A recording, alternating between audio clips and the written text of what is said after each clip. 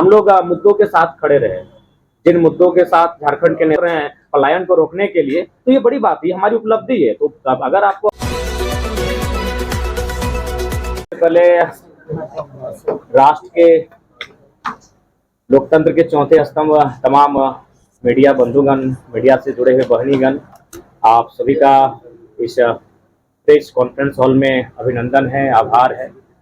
और आज के प्रेस कॉन्फ्रेंस के माध्यम से जैसा कि हमारे मित्र, हमारे साथी, हमारे पार्टी के पदाधिकारी संजय जी ने बताया कि आज से हम लोग एक मुहिम के साथ अब इस राज्य में लगेंगे कि हम लोग इस राज्य में जो 24 वर्षों का राज्य होने को जा रहा है, उसके उद्देश्य क्या थे, उस राज्य का गठन आखिर क्यों किया गया था, उस गठन करने के बाद उस उद्देश्य की पूर्ति हुई कि नहीं। तो मुझे लगता है उस उद्देश्य को लेकर हम लोग पुनः इस राज्य में जाने का कार्य करेंगे। तो सबसे पहले हम लोग आपके माध्यम से तमाम इस राज्य में जो भी ऐसे लोग हैं जो अन्य पार्टियों से जुड़े हैं, अन्य पार्टियों में उनकी आस्था बनी रही है, उन्हें हम चाहेंगे झारखंडी विचारधारा अगर उनके हृदय में आज भी समाहित है तो उनका सादर अभिनंदन है, स्वागत है। और उनका हमारे राजनीतिक दल में जो नए तौर पर, नए तरीके के साथ और नए मापदंडों के साथ झारखंड की राजनीति में क्रांतिकारी पहल के तहत कदम रखने जा रही है, उनका सभी का स्वागत है। और साथ ही साथ क्योंकि झारखंड की राजनीति में काफी उठापटक हो रही है, काफी गांव पेश दिख रही है, इस बीच हम लोग राज्य की स्थिति को जो पा रहे हैं, और सबसे पहले माननीय मुख्यमंत्री पुनः आए हैं तो उनको स्वागत करते हैं। हालांकि चंपई चाचा क्या इस हाल में नहीं छोड़ना चाहिए, फिर भी जो उनका हम स्वागत करते हैं और उन्हें आशा करते हैं कि आज विशेष सत्र सदन बुलाया गया था। हम उम्मीद करते हैं कि विशेष सदन झारखंड के युवाओं के लिए बुलाया जाए, झारखंड के छात्रों के लिए बुलाया जाए, झारखंड के किसानों के लिए बुलाया जाए और उनकी समस्याओं का भी निदान इसी प्रकार विशेष सदन के माध्यम से हो। और पुनः क्योंकि जैसा कि हम लोग देख पा रहे हैं, आज भी केवल हमारे जो विधायकगण हैं उनकी सैलरी में इंक्रीमेंट हो रहा है, लेकिन हमारे जो आज सहायक पुलिस कर्मियों की बात करें तो वो धरने पर बैठे हैं। आज उनकी ओर से एक पोस्टर देखें, जरा बहुत ही मार्मिक पोस्टर था कि हमें नक्सली बनने पर मजबूर ना किया जाए। तो ऐसे में हम अपेक्षा रखते हैं पुनः जो गठित हो रही है हमारी सरकार नए मंत्रियों के साथ एक फ्रेश होकर उनसे आशा करते हैं उनकी समस्या का निदान हो। हमारे पास अभी रास्ते में चलते चलते झारखंड स्टेट फार्मेसी काउंसिल के साथी मिले, उनका प्रतिनिधिमंडल मिला, उनकी भी जो मांगे है कि 23 वर्षों से एक छात्र जो व्यक्ति आज नहीं रहे, शायद 23 वर्षों से उनका कार्यकाल रहा, लेकिन वहां के झारखंडी लोगों को मौका नहीं मिला, जिस कारण काफी समस्याएं हैं। तो इन समस्याओं का समाधान हो, निदान हो। और आज के प्रेस कॉन्फ्रेंस का जो महत्वपूर्ण उद्देश्य यही है कि हम लोग खुला आमंत्रण, खुला निमंत्रण उन सबों के लिए कि वे लोग हमारे साथ चलें, जो झारखंडी भावनाओं के साथ है, जो झारखंडी राज्य को अलग गठन करने के समर्थक रहे हैं। हम लोग पुनः एक नए सिरे से इस नए राज्य को पुनः स्थापित करते हुए एक नई विचारधारा के साथ इस राज्य के जो आवाम है, 3.25 करोड़ 3.5 करोड़, उनके जो सपने हैं, उनके जो मांगे हैं, आज भी 10 की 10 दिख रही हैं, तो उन्हें हम पूरी कैसे कर पाए, तो उसके लिए आप सभी का सहयोग की आवश्यकता है। अतः उनका हम लोग स्वागत करते हैं। और बाकी आपके सवाल। सिर्फ भाषा में बनी आपका आंदोलन अब राजनीति पार्टी में जा रहे हैं, तो आपके आगे का क्या ऐसा विचार है, क्या लोग आपके साथ जुड़े हैं? सिर्फ भाषा में आप राजनीति और मुख्यमंत्री बनने का सपना कैसे? देखिए, सबसे पहले बात, ना हम लोग मुख्यमंत्री बनने का सपना लेकर आए हैं, ना विधायक बनने का सपना लेकर आए हैं।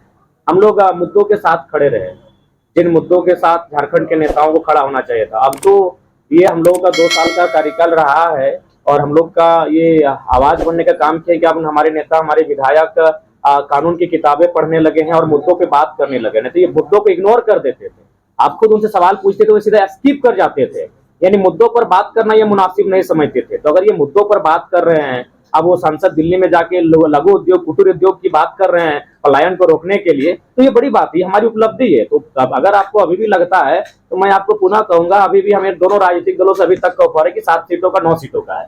तो भैया हम लोग विधायक और मंत्री और मुख्यमंत्री बनने नहीं आए हैं, हम लोग इस राज्य में व्यवस्था बदलाव के लिए आए हैं। सत्ता बदलाव होता रहता है, 23 सालों से कई बार सत्ता में बदलाव हुआ, चंपई जी थे, आज हेमंत जी आ गए, सत्ता में पुनः बदलाव हो गया, लेकिन हम लोग व्यवस्था को बदलने के लिए आए हैं। तो रहा सवाल, नियति जब भी मौका देती है तो डायरेक्ट आपको बड़े पटल पे नहीं देती है, एक छोटे स्तर से देती है। हम लोग भी धनबाद के एक छोटे से मतलब कार्यक्रम के माध्यम से यहाँ तक आए, 50 लोगों की भीड़ थी जब हम लोग पहली बार विरोध कार्यक्रम में उपस्थित हुए थे। तो नो डाउट हम लोग भले हम लोग का उदय किस रास्ते से हुआ मायने नहीं है, लेकिन अभी हम लोग जिस विचारों को साथ और जिन मुद्दों के साथ हम लोग आगे बढ़ रहे हैं, ये कहीं ना कहीं झारखंड के हर घर के मुद्दे हैं।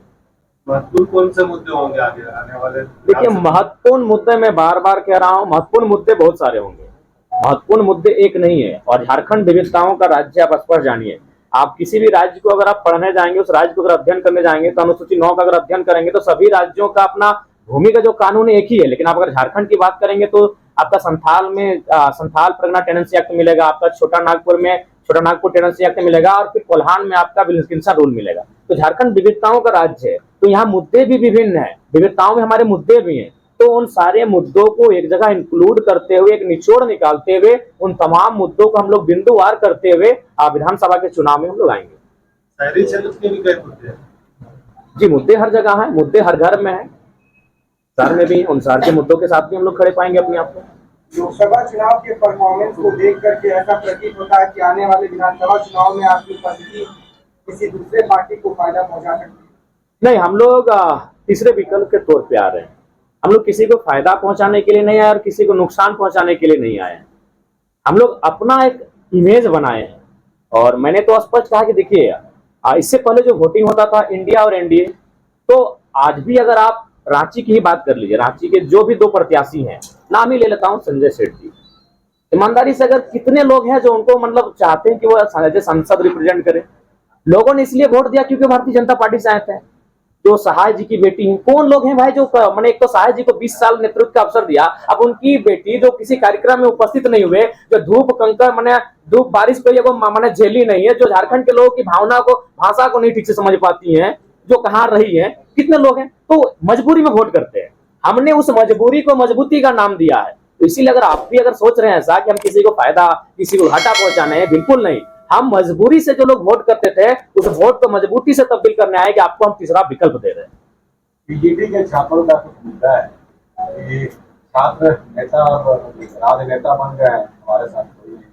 नहीं, हम लोग उनके साथ हैं, हम लोग हमेशा साथ हैं। हमने तो कल भी बयान दिया था, आज भी दे रहे हैं और कल भी देंगे कि अगर हमें अवसर मिलेगा तो मुद्दों को सदन में रखेंगे, और वहां अगर अवसर नहीं मिला तो सड़क में है आपके लिए, सड़क में बैठे हैं आपके लिए। एफआईआर में हमारी कोई कमी नहीं आई है। लोकसभा चुनाव लड़ते लड़ते 4 एफआईआर मैंने हमारे ऊपर हुआ है। तो हम लोग कब मुद्दों से भागे हैं और कब उनके मुद्दों से हम लोग अपने आप को दूर किए हैं? नहीं जी, इसके बाद हम तो सुबह ही जाने वाले थे, वो स्वयं नहीं थे अपने धरना स्थल पर। आंदोलन की शुरुआत में कई आपके ऐसे साथी थे जो साथ में थे, जिन्होंने शुरुआत से आपका साथ दिया, लेकिन बहुत से ऐसे लोग हैं जो आपके साथ नहीं रहे।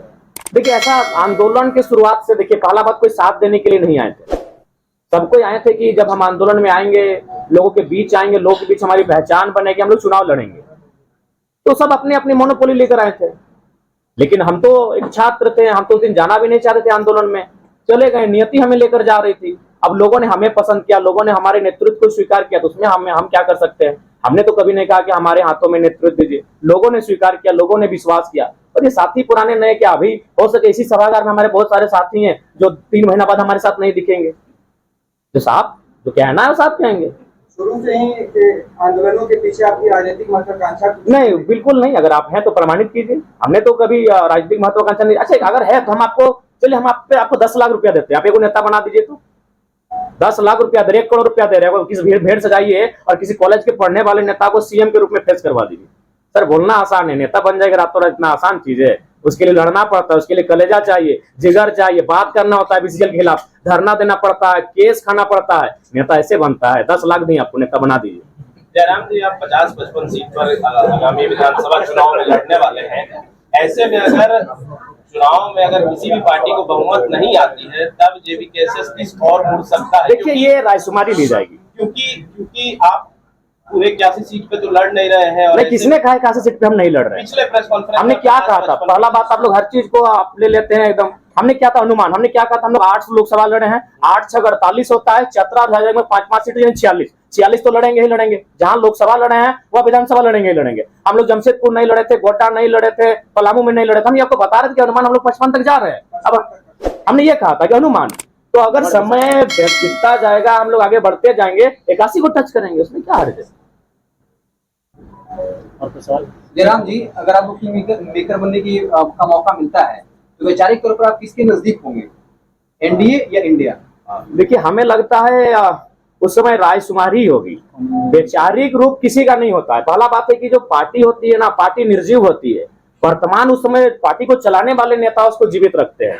तो आज अगर मान के चलिए हेमंत के हाथों में जेएमएम की बागडोर है, कल किसी और के हाथों में, जैसे बीजेपी की जो बागडोर जिनके हाथों में, अभी भी मान के चलिए देखिए, जब बीजेपी को लोग याद करते अटल जी को और मोदी से तुलना करते तो अटल जी को कहते कि नहीं वो सबको लेकर चलने वाले लोग थे, इस तरह का उनके साथ माहौल नहीं था, यही पार्टी थी, इसी पार्टी के नेता थे। तो पार्टी निर्जीव है, उस पार्टी के नेता उस पार्टी को जीवंत करते हैं।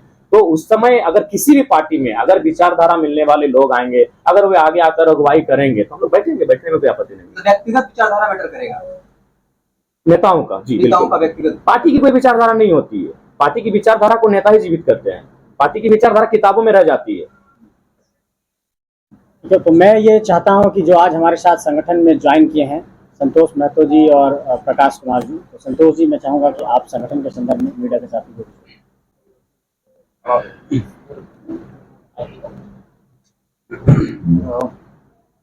सबसे पहले तो लोकतंत्र के चौथे स्तंभ के रूप में स्थापित मीडिया के तमाम जुड़े हुए डायरेक्ट इनडायरेक्ट प्रत्यक्ष अप्रत्यक्ष रूप से जितने भी भाई बंधु जुड़े हुए हैं और लोकतंत्र को मजबूत करने में अपनी सहभागिता निभा रहे हैं।